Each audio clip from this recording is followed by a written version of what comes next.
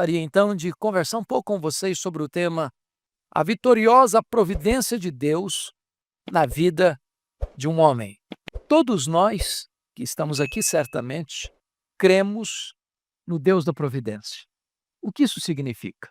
Significa que mesmo que você não saiba, mesmo que você não veja, mesmo que você não sinta, mesmo que você agora não esteja experimentando, Deus está rigorosamente no controle da sua vida.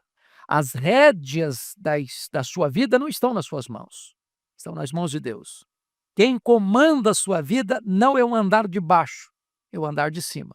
Deus está trabalhando não contra você, Deus está trabalhando por você. Se você é um filho, uma filha de Deus, o final da sua vida já está escrito, já está decidido. É a glória. Agora, o percurso do começo da caminhada ao final da caminhada pode ter muitos vales, muitos desertos, muitas dores, muitas lágrimas, muitas lutas. Situações muito adversas poderão bater à sua porta. E se você não tiver uma compreensão de que Deus está no controle, de que Ele tem tudo nas mãos e de que Ele não perdeu o tirocínio da sua vida, o controle da sua vida, você corre o risco de ficar com muito medo, de desesperar-se da própria vida. Então hoje eu gostaria de trazer à sua memória esclarecida esse fato de que na vida de José, de forma tão eloquente, nós podemos ver essa verdade gloriosa da vitoriosa providência de Deus na vida de um homem. E José foi um indivíduo magnífico, foi fiel a, a, na adversidade e foi fiel também na prosperidade.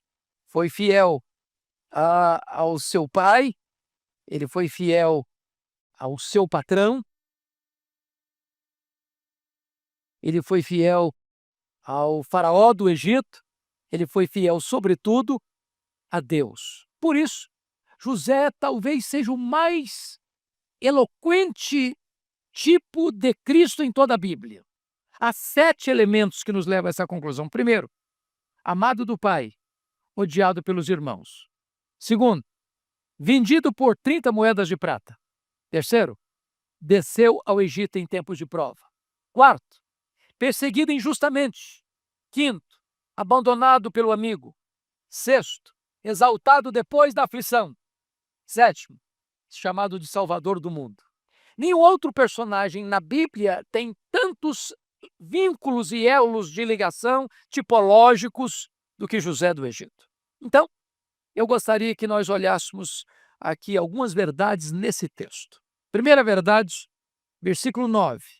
Os patriarcas aqui está falando dos 12 filhos de Jacó, os patriarcas invejosos de José venderam-no para o Egito, mas Deus estava com ele. Então, o primeiro ponto é esse: a presença de Deus conosco. A presença de Deus conosco. Deus não nos livra dos problemas, mas está conosco nos problemas. Preste atenção nisso. Os patriarcas invejosos de José venderam-no para o Egito. Ele está sendo alvo de inveja, ele está sendo alvo de ódio, ele está sendo vendido como mercadoria. A providência é carrancuda. Mas no meio dessa circunstância toda adversa, está escrito: mas Deus estava com ele. Então, eu queria que nós recordássemos um pouco como é que foi essa experiência. Em primeiro lugar, José enfrenta a dor do desprezo de seus irmãos, porque a sua família era disfuncional, convenhamos. Toda família poligâmica é disfuncional, não é verdade? Jacó tinha 4 mulheres, tinha filho de todas as 4. E aí é uma mistureba muito grande, não? Se não bastasse isso, das 4, Jacó tinha uma que era a do coração. Essa que era do coração teve 2 filhos, José e Benjamim. Quando Benjamim morreu, a mãe morreu junto com o menino. Aliás, quando o menino Benjamim nasceu, a mãe morreu no parto. Então, José era o filho predileto dele. E Jacó, que vai se casar com 71 anos de idade, e quando volta para sua terra, quando José nasceu, tinha 91 anos de idade, também já não está assim muito bom da cabeça para criar esses meninos direito.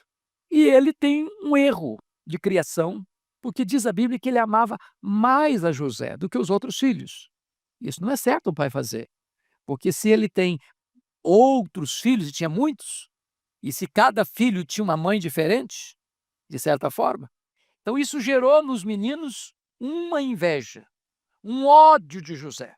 Mas o Jacó pontuou isso dando um presente para José que era um ícone, que era um emblema, era o ponto de tensão, que era uma túnica colorida. E diz a Bíblia que, se não bastasse esse fato, José tem um sonho e resolve contá-lo. José sonhou que tinha os feixes, cada feixe representando um filho dos filhos de Jacó, e ele era um outro feixe. E todos os outros feixes vieram e se dobraram diante dele. Bom, ter sonho é uma coisa, contar sonho é outra coisa. Contar sonho para os seus concorrentes, pior ainda. Então, quando ele conta esse sonho, eles ficaram mais agitados com ele ainda. Passaram a odiá-lo mais ainda. Porque o sonho projetava todos os seus irmãos se curvando diante dele. Mas se não bastasse esse sonho, só outra vez. Só que o sol, a lua e as estrelas estavam se curvando diante dele. Era o pai e a mãe, seus irmãos.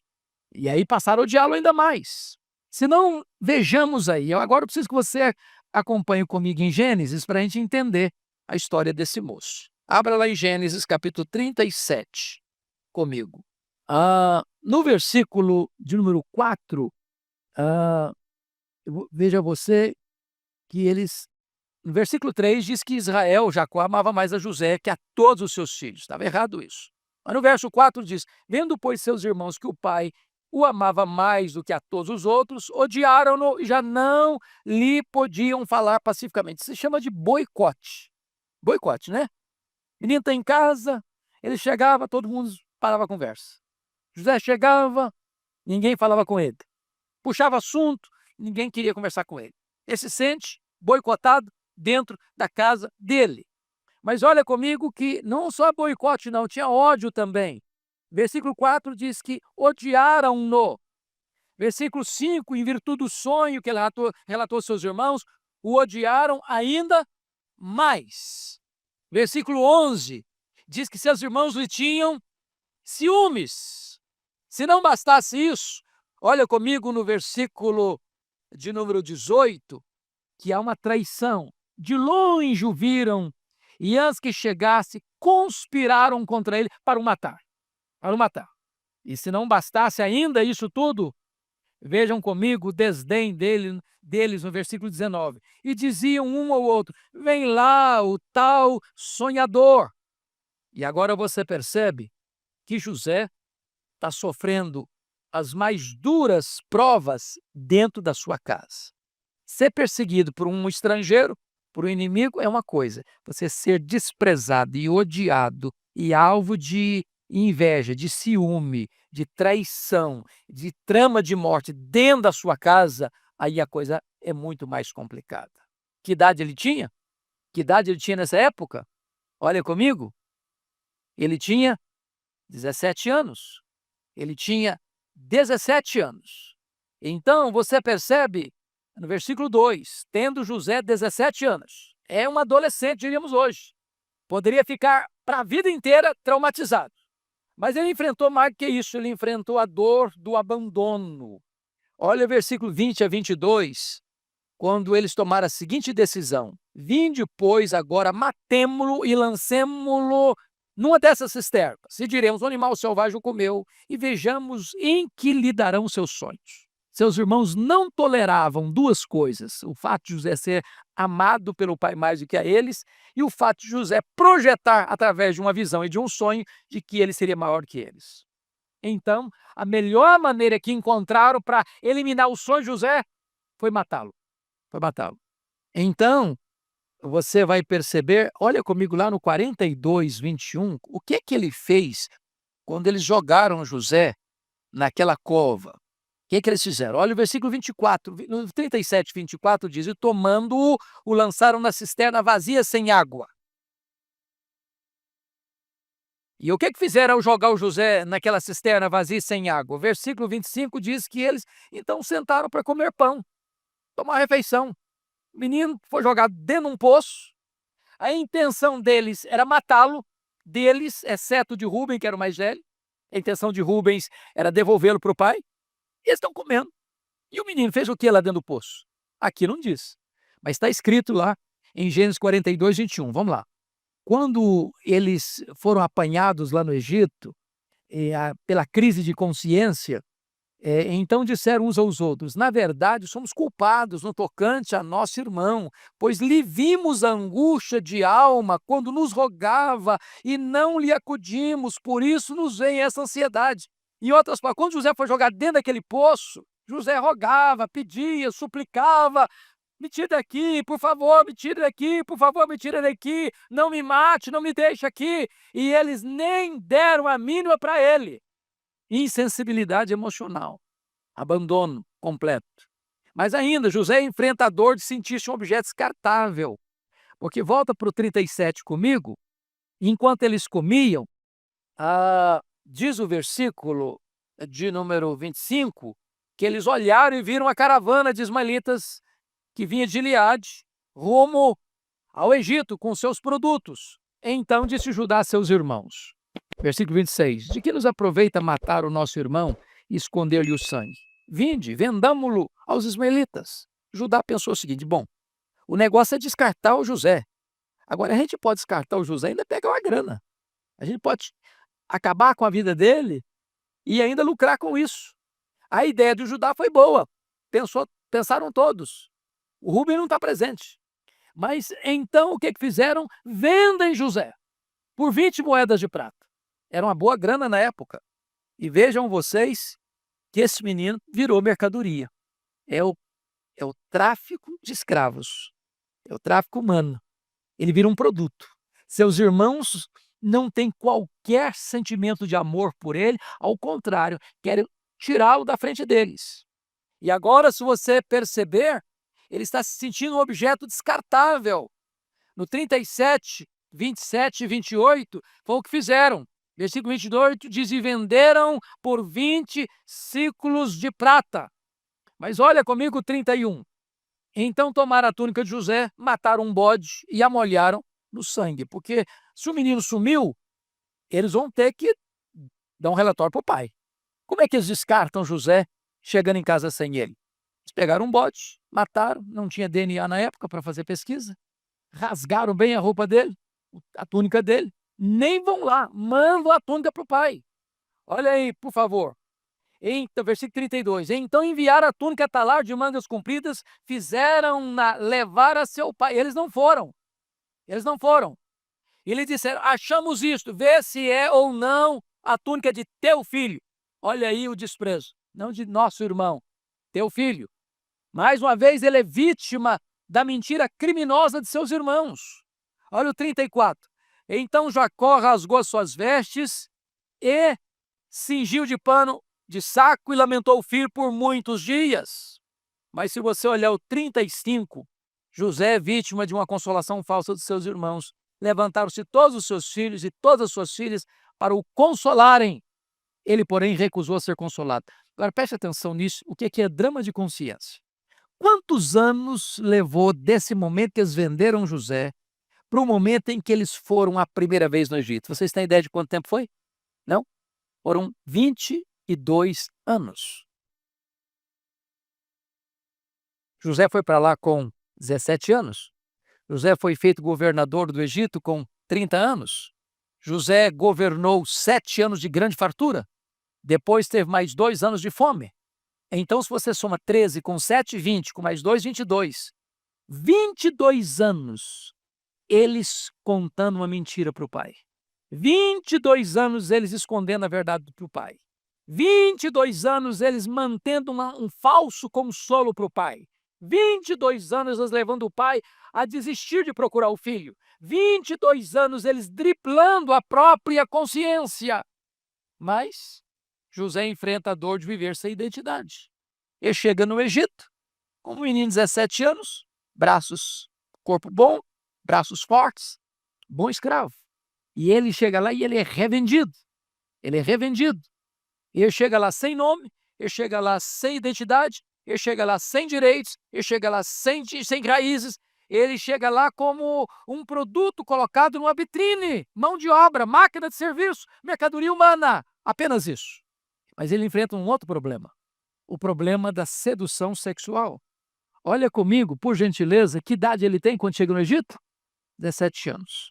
Agora pense comigo que esse rapaz, ele é seduzido pela sua patroa. Não devia ser uma mulher feia, não é verdade? Convenhamos. E não é que ele não reconheceu a beleza dessa mulher. Mas com 17 anos, um psicólogo diria assim, é tempo de autoafirmação. Um médico diria assim, bom, ele está na explosão dos hormônios. Um outro colega de 17 anos diria o seguinte, bom, ele precisa provar que é homem. Ele poderia dizer assim, bom, o apelo foi irresistível. E não obstante essas circunstâncias, ele ficou firme. Agora, olha comigo capítulo 39, versículo 6, que é uma informação curiosa aí. Parte final diz, José era formoso de porte de aparência. O menino era capa de revista. Então a mulher também, ela olhou para o menino assim, adolescente, 17 anos, corpo de homem, porte de homem, bonitão, capa de revista. Ela botou os olhos nele, não no dia que ele chegou como escravo. Preste bem atenção nisso. Quando ela botou os olhos nele, ele já era considerado pelo seu patrão o líder da sua casa, chefe da sua casa. Deus abençoando, o cara botava a mão, tudo dava certo, tudo dava certo. Aí o Potifar disse, olha, você é tão bom na administração que eu vou confiar tudo a você. Eu só quero saber da comida que vem para minha mesa, não quero mais nada, você toma conta de tudo. E o menino botava a mão e Deus abençoava, botava a mão e Deus abençoava. Quando essa mulher viu duas coisas nesse camarada, ele é bonito e ele é inteligente, ele é bonito e ele é articulado, ele é bonito e o camarada tem liderança, ela botou os olhos nele. Então note isso. Terceiro lugar, capítulo 39, versículo 1, ele foi levado para o Egito, estava longe da família. Se fosse hoje eu podia racionalizar assim, olha, mas ninguém me conhece aqui, eu posso fazer acontecer, eu sou anônimo aqui. Não vai acontecer nada, não vou nem produzir escândalo. Longe da família, adolescente, bonito, longe da família. Quarto, ele era escravo, ele foi vendido, comprou dos ismaelitas, versículo 1. Ou seja, ele não é dono da vontade dele, ele não é dono da liberdade dele. Ele podia dizer, mas foi minha patroa manda em mim. Eu não tinha outra opção. Quinto lugar, ele foi tentado diariamente. Olha comigo o versículo 7. Aconteceu depois dessas coisas que José já era o líder da casa e Deus estava abençoando a casa do homem por causa dele. Aconteceu depois dessas coisas que a mulher de seu senhor pôs os olhos em José e lhe disse, deita-te comigo. A mulher já vai direto no ponto, ela não fica só com flerte, não. Ela vai direto ao ponto, vamos para a cama. E notem vocês, no verso 10, que é aqui que entra o aspecto, falando ela a José quantas vezes? Todos os dias, e não lhe dando ouvidos. Uma coisa é a pessoa ser tentada de relance, a outra coisa é a pessoa ser tentada, e a tentação vem, a tentação repete, ela repete de novo, e vem no outro dia, e outro dia também, e ela vai crescendo, vai se avolumando. Lembra do Sansão? Quando ele foi se envolvendo com Dalila, e a Dalila foi entrando no jogo dele, ele foi abrindo o coração pouco a pouco, e daqui a pouco diz a Bíblia que deu-lhe uma impaciência de matar, e ele não aguentou mais e abriu tudo para ela. Esse é o caso aqui, deita-te comigo, deita-te comigo, deita-te comigo, deita-te comigo, deita-te comigo, deita-te comigo, e dia após dia, semana após semana, mês após mês. E diz o versículo de número 10, que não lhe dando ele ouvidos para se deitar com ela e estar com ela. Aí você percebe uma coisa, ela é patroa. Mas quando José percebeu que tinha um risco por trás, tinha uma intenção por trás, nem perto dela ele ficava mais. Isso é um alerta para nós, irmãos. Tem hora que a gente cai em tentação, é porque a gente acha que a gente sabe a hora de parar e até onde pode ir. Nem você nem eu sabemos até onde podemos ir e a hora que devemos parar. A única maneira segura é fugir da situação. Porque se você for tentar administrar a situação, você naufraga. Aí olha a última cartada, versículo 11 e 12. Sucedeu que certo dia veio ele à casa para atender aos negócios e ninguém dos de casa se achava presente. Então ela o pegou pelas vestes e lhe disse: Deita-te comigo. Ele, porém, deixando as vestes nas mãos dela, saiu fugindo para fora. Então, pense comigo nessa situação. Ele então poderia justificar: bom, eu fiz tudo o que dependia de mim, mas eu fui agarrado. Esse moço preferiu estar na prisão com a consciência limpa do que estar em liberdade, na cama da patroa, com a consciência culpada. Por que que ele não caiu? Por que que ele não caiu? Olha a explicação que esse homem vai dar. Primeiro, a consciência da presença de Deus na sua vida. 39, 2 e 3. O Senhor era com José, que via ser homem próspero, estava na casa de seu senhor egípcio. Vendo Potifar que o Senhor era com ele e que tudo o que ele fazia, o Senhor prosperava em suas mãos. Ou seja, esse homem quer ser grato a Deus. Ele sabe que Deus é com ele, que Deus abençoa a vida dele, que Deus abençoa a casa do patrão dele por causa dele. E esse homem não quer desonrar a Deus, porque Deus tem sido generoso e fiel com ele. Segunda coisa, versículo 5. E desde que o fizeram mordomo de sua casa e sobre tudo que tinha, o Senhor abençoou a casa do egípcio por amor de José. Ele sabia da bênção de Deus em sua vida e através da sua vida. Mas no verso 9 ele explica isso melhor. Vamos ler comigo a parte B do verso 9? Como, pois, cometeria eu tamanha maldade e pecaria contra Deus? Maldade contra quem? Pecar contra quem? Maldade contra o marido da mulher, pecar contra Deus. Por isso ele resiste. Mas esse homem enfrenta um outro problema. Ele suporta a dor da demora de Deus. Irmãos, às vezes quando ele está passando uma prova, mas eu estou passando por uma grande prova, aí você pergunta: mas quanto tempo? Ah, uma semana. Uma semana de prova. Quanto tempo? Um mês terrível na minha vida, um mês. Sabe quanto tempo foi a prova do José? 13 anos. Sabe em que período? Dos 13 aos 30. Dos 13 aos 30, dos 17 aos 30 anos. Você está passando por uma prova assim? Ano após ano, odiado, alvo de ciúme, de traição, de inveja, de conspiração, se sentindo mercadoria humana, mentem acerca de você, da sua integridade, jogam você numa masmorra. Aí José está lá, Deus abençoa o cara lá na cadeia, Deus abençoa o camarada. Mas aí ele é traído lá dentro da cadeia, ele decifra os segredos do copeiro do rei, mas o copeiro do rei não se lembra dele, ele é esquecido lá. Agora pense comigo a cabeça de um menino de 17 anos que está lidando com essas provas todas, 13 anos, passando de problema em problema, de luta em luta. Meu Deus, onde o senhor está? Por que o senhor permite isso? Por que o senhor não me tira daqui? Por que o senhor não escuta a oração? Por que o senhor me deu um sonho lá no passado para me fazer sofrer tanto? Onde está o cumprimento dos meus sonhos? Onde está a tua promessa? Onde está o teu projeto na minha vida? Deixa eu dizer para você, às vezes a providência é carrancuda mesmo. Mas em tudo isso, o que que diz lá em Atos? Mas o Senhor era com José. Mas o Senhor estava com José. Às vezes nós temos uma ideia de que quando Deus está conosco, não tem problema. Quando Deus está conosco, não tem luta. Quando Deus está conosco, não tem vale. Quando Deus está conosco, não tem justiça. Quando Deus está conosco, nada vai nos acontecer de mal. Quando Deus está conosco, nós não vamos enfrentar reveses na vida. Deus estava com ele, mas durante quantos anos? 13 anos. É problema em cima de problema, é luta em cima de luta. Então não reclame não, murmure não, desanima não, não perca a confiança não. Não acho que a coisa acabou, não. Deus está trabalhando e trabalhando por você e não contra você. Mas vamos ver o segundo ponto. Olha comigo, agora volta lá um pouquinho, por favor, em Atos, capítulo 7, por gentileza. E vamos olhar aí o versículo 10 agora. 7 e 10.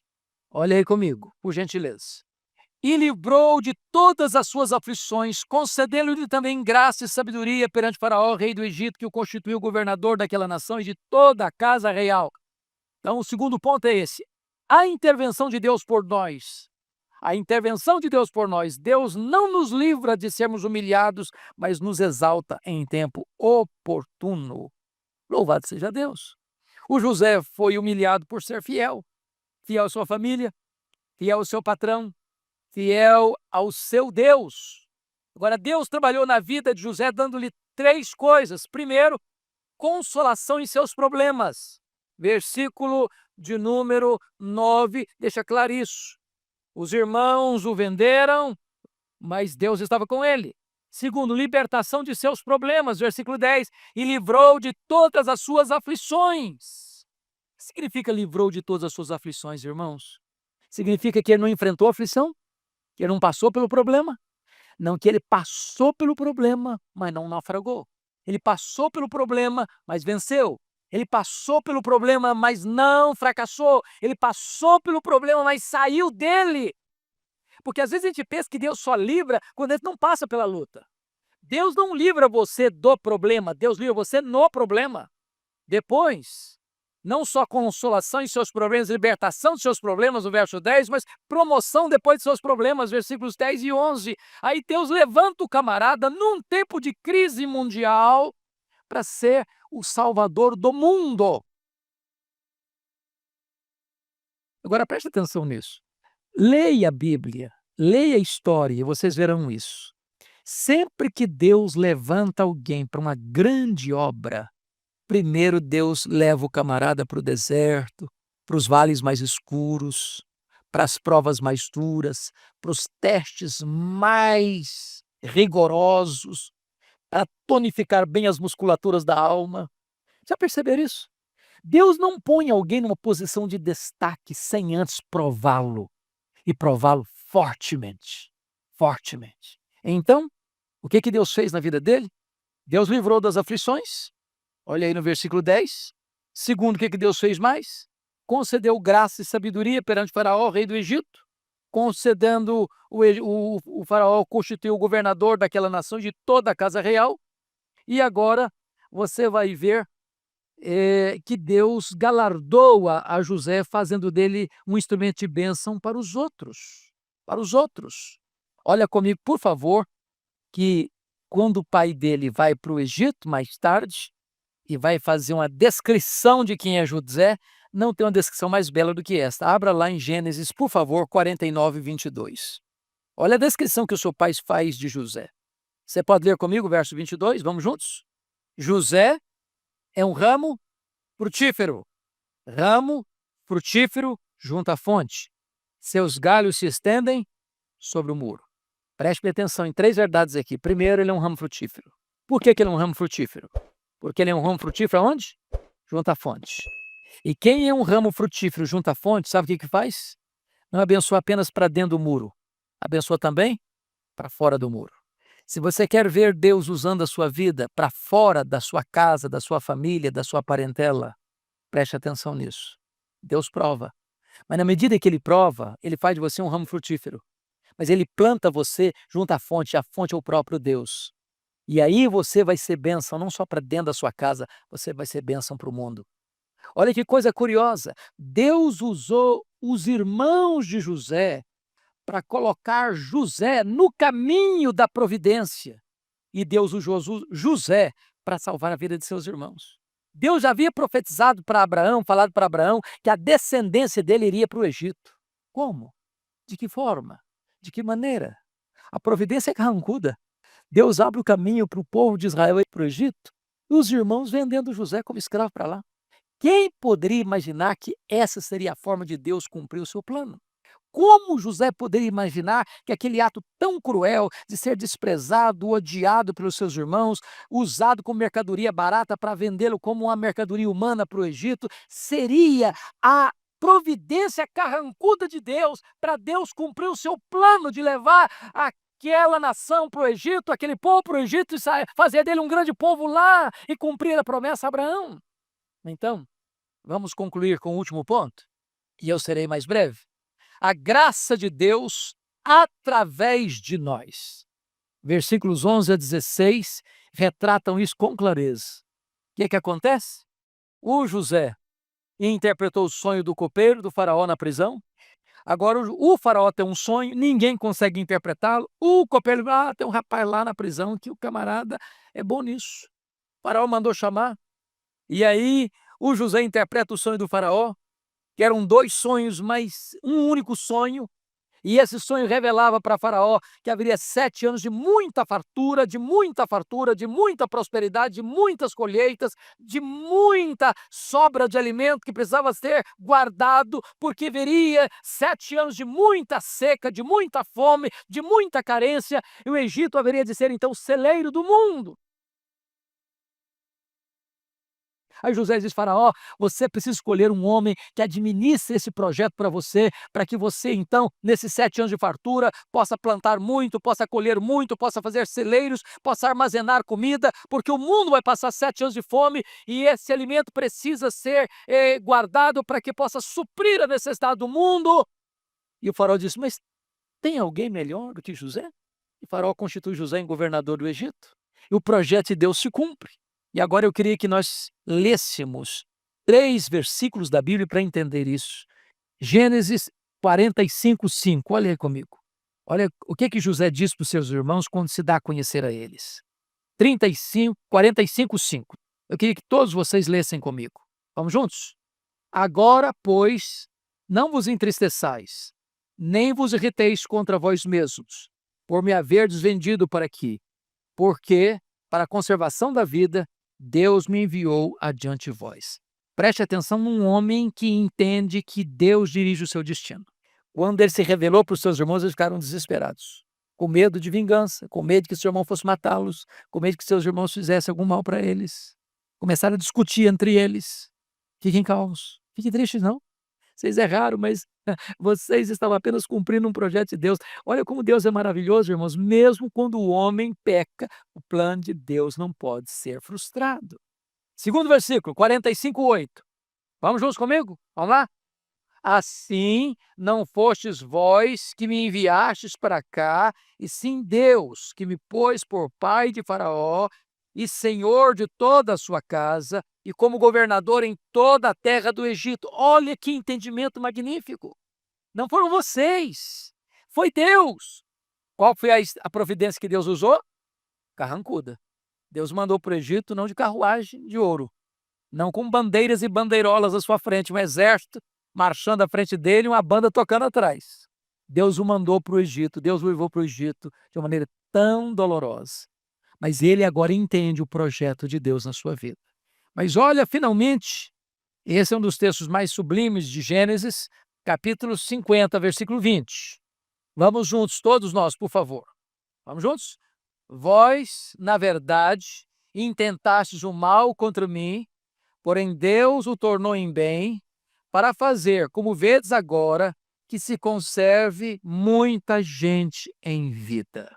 José não é inocente a ponto de pensar que a motivação dos seus irmãos ao venderem para o Egito era boa, não era boa, mas Deus não fica dependente do homem para cumprir os seus planos, e apesar de eles terem tentado o mal contra José, Deus transforma aquilo em bem para um projeto muito maior, para que a vida de muita gente fosse preservada naquele tempo de fome. José ainda mais. Não só isso, José decide perdoar seus irmãos em vez de se vingar deles. E como é que José fez isso? De 3 maneiras. Primeiro, diz a Bíblia que foi antes da crise da fome que nasceram os seus 2 filhos. Primeiro filho que nasce, José põe no nome no menino de Manassés. O que significa Manassés? Deus me fez esquecer.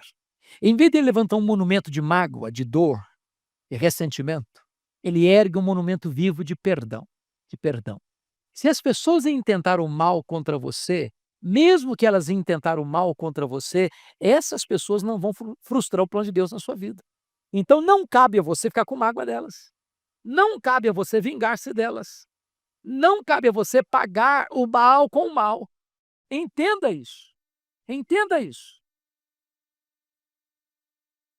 Mesmo que as pessoas falem mal, façam mal para você, o plano de Deus na sua vida não vai ser frustrado. E Deus não permite que você dê o troco às pessoas que falam mal, fazem mal para você. Cabe a você perdoá-las. Segunda coisa que José fez para demonstrar o seu perdão. Capítulo 45, versículo 18. Olha que coisa maravilhosa que está escrito aí. 45:18.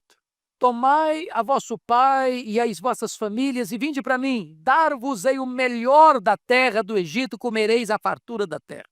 Porque às vezes tem gente que diz o seguinte: não, eu perdoo você, mas agora você vai ter que ralar. Ele diz: eu perdoo vocês e vou dar o melhor para vocês. Isso é perdão. Não é você apenas perdoar o que foi passado, é você abençoar daqui para frente. Isso é perdão. É isso que Deus faz com você e comigo. Olha comigo aí, 45, versículo 20. O que está escrito? Não vos preocupeis com coisa alguma dos vossos haveres, porque o melhor de toda a terra do Egito será vosso. Agora ele faz mais do que isso. Ele sustenta seus irmãos e seu pai. 47, 11 e 12. Olha aí. Então José estabeleceu a seu pai e a seus irmãos e lhes deu possessão na terra do Egito, no melhor da terra, na terra de Ramsés, como o faraó ordenara, e José sustentou de pão a seu pai, a seus irmãos e a toda a casa de seu pai, segundo o número de seus filhos. Uma coisa é você prometer, outra coisa é você cumprir. Lá ele prometeu, aqui ele cumpre. Finalmente, ele pagou o mal com o bem. O que nós já lemos, mas eu gostaria que nós lêssemos agora o contexto antes e depois. Então, vamos fechar aqui, capítulo 50, versos 19 a 21. Olha o que Jacó, olha o que José disse para os seus irmãos. Você pode ler comigo esses 3 versos? Vamos juntos?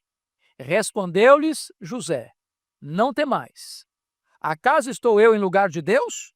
Vós, na verdade, intentaste o mal contra mim, porém Deus o tornou em bem, para fazer, como vedes agora, que se conserve muita gente em vida.